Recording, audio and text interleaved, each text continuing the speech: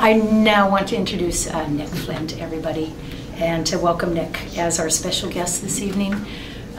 Nick has been a very important person to the Work Center for many years. He was a fellow not once but twice. There was a little bit of time between his fellowships, so he spent a couple of years with us, 10 years. I'll let you talk about that.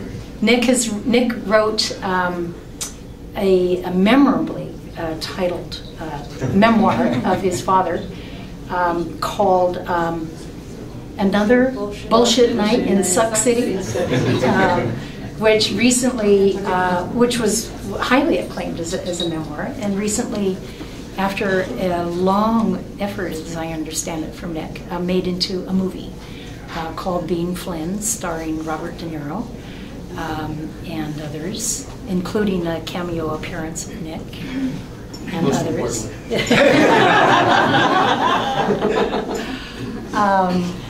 So Nick, please.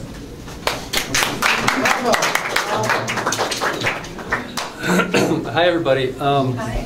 It's really great to be here to talk about the Work Center.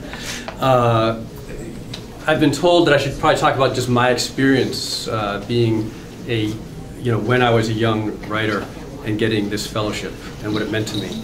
I had lived in Provincetown for 10 years before I got a fellowship, and I applied to the fellowship 6 times. All through my 20s, I applied to the fellowship. I heard about it. It was the only fellowship I knew about that existed in the world, simply because I lived in Provincetown. There was this mythic place that I never even dared to go to, called the Work Center. It was just this thing where artists could go and they would get to stay in Provincetown for the winter. And I would just always have to leave because my job would end. So I would leave Provincetown in October, just as the fellows were coming.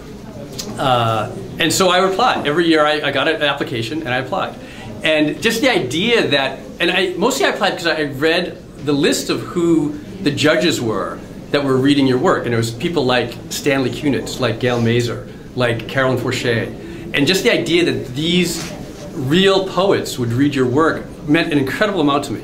And it was what I wrote for. I wrote all year I wrote to send those poems in to those people. And, miraculously somehow, after 6 tries, I think they just, I wore them down. And I got in. And it really was, I was completely unprepared for it. I did almost nothing that year. Of the fellowship, I'm sorry. That's okay.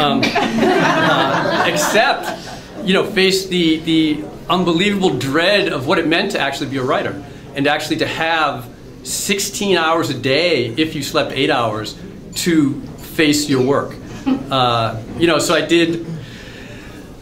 I walked in the dunes. I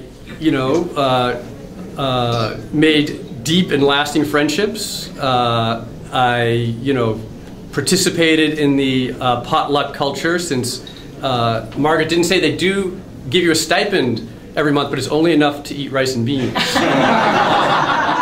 And so, we ate a lot of rice and beans that winter. And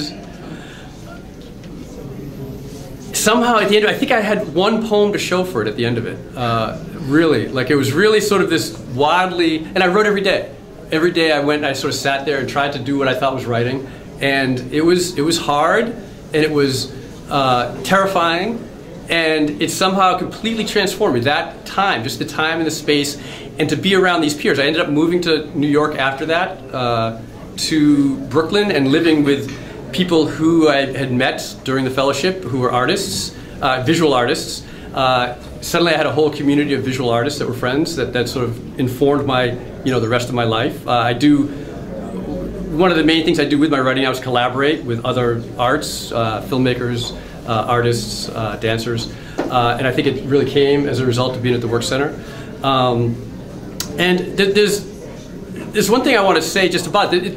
I've traveled around a bit now to different parts of the country, and the places I go to, I get invited to because there's one little organization in a place in Tucson, Arizona, in Houston, Texas, in Minneapolis, and these little outposts. I'm sorry if you're from those places, but places that maybe are not on the map. Salt Lake City, that you might not think about as being centers of art. in America. And in those places, there's like one organization that somehow has done what the Work Center does. Not as well as the Work Center does it, but where there's a community of people that somehow support the art, that somehow foster what we do there, that foster young writers, young artists, or just somehow, have somehow made an entire... Tucson is a poetry town, strangely enough. Who knew? Because there's something called the Poetry Center there. That people that, they teach children, they teach young children in the high schools poetry. So the people are literate in poetry. It's an amazing thing. There's a phrase that we have in New York, it's dead with money.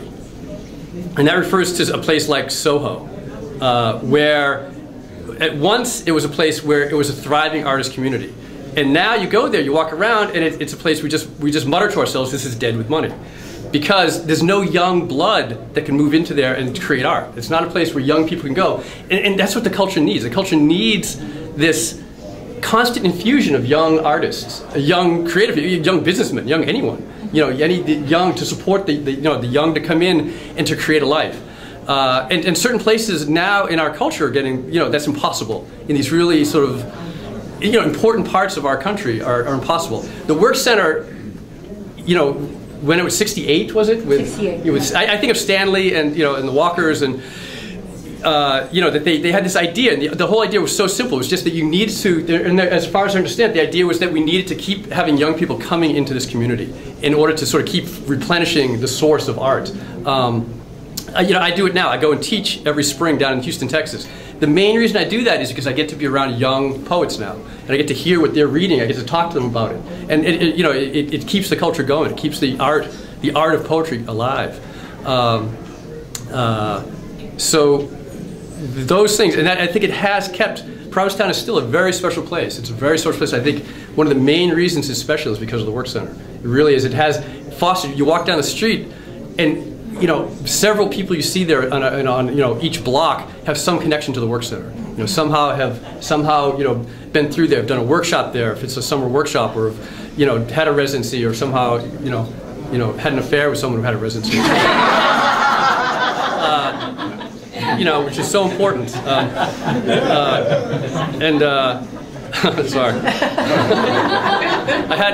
I was convinced when I was a fellow there. I'd just gotten to town, and I was not like an artist or a writer when I got the fellowship. Somehow I just got in, and I was convinced by Marie Howe that I should invite Stanley Kunis to my house for dinner.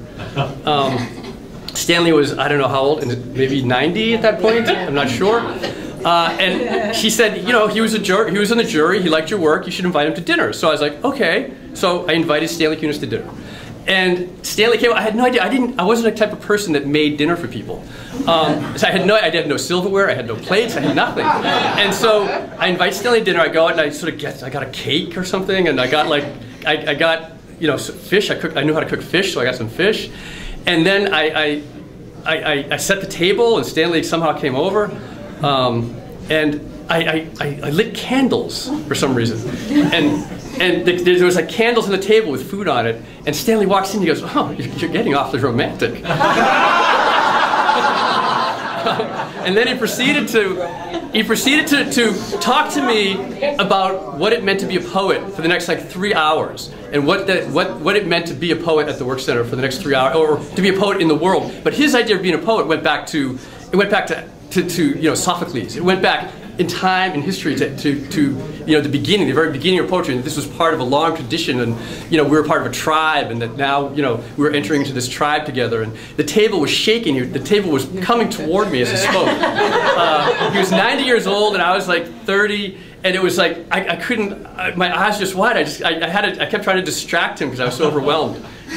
To the pie or something, but that's what the Work Center was. Or mostly Alan Dugan, having a chance to work with Alan Dugan, to have him come, to show up, not sort of recognizing how, I'm sure I don't know if they knew how important that was for us, for them to sort of be there, to come to events, to come to our readings, to sit at a reading, to do a reading at the Work Center. My first reading I did at the Work Center was the first reading I ever did. And since I'd lived in town for 10 years, there were 150 people came. because they all knew me, but they were all like fishermen, and they were like, you know, drug addicts and fishermen and bikers, and they came to this reading, and I gave a horrible reading, a terrible reading. But in the audience, there was like Stanley Kunis was in the audience, and Alan Dugan was in the audience, and Gail Major was in the audience. He's like, and it was just like, it was overwhelming, absolutely overwhelming. And one of the drug addict fishermen came up to me afterwards and said, "Your poems were good, but your reading was wretched."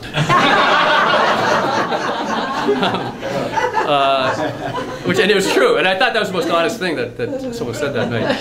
So I just want to say I really, you know, appreciate the honor of just being able to talk about the Work Center for a minute here, and for all of you to be here to support it, and just to know how much it means to, you know, it's not even to the 20 artists, young artists that come. It's really to the whole culture. It really is a big deal. So, thanks. Thanks.